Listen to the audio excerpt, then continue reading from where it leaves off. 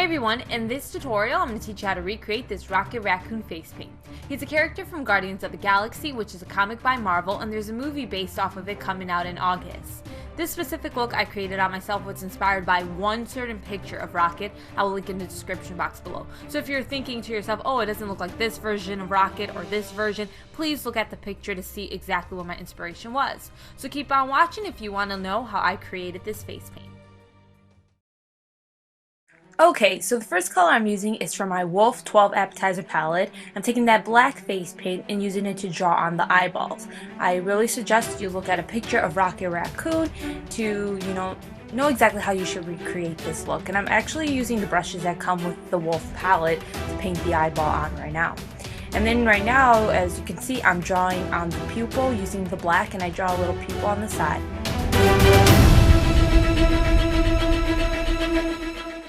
Next, I apply the pink face paint to the whites of the eyes. Rocket Raccoon's eyes are sometimes red, and the picture I'm copying it off of, they are, so you want the whites of the eyes to be pink, and apply a little bit of that right under the pupil.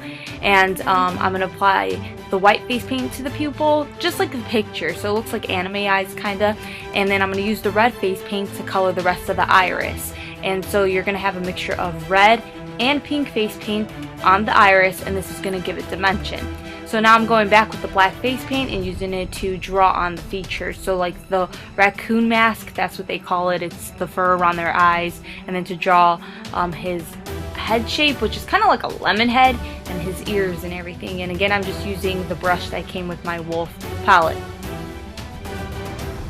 This face paint doesn't budge, so you don't have to settle with an eyeshadow. Don't worry about that.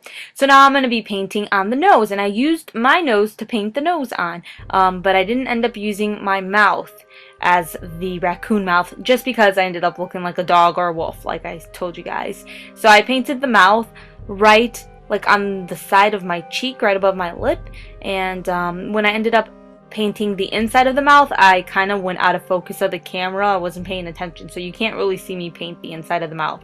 I basically used the same colors, the pink and the red face paint, to paint the tongue.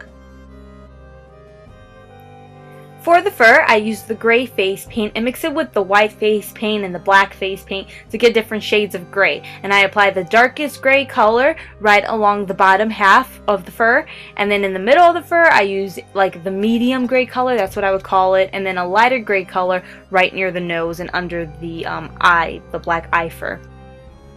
And as you can see by the ear, there's kind of that mistake where I kind of drew the ear too little and then I had to extend it. So I go ahead and I use white face paint and mix it in with that black line, and it just turns into that gray color. And I do the exact same thing where I drew the lip on the other side of my face. I just take white face paint and I mix it in with that mouth I drew on the other side, and it basically goes away.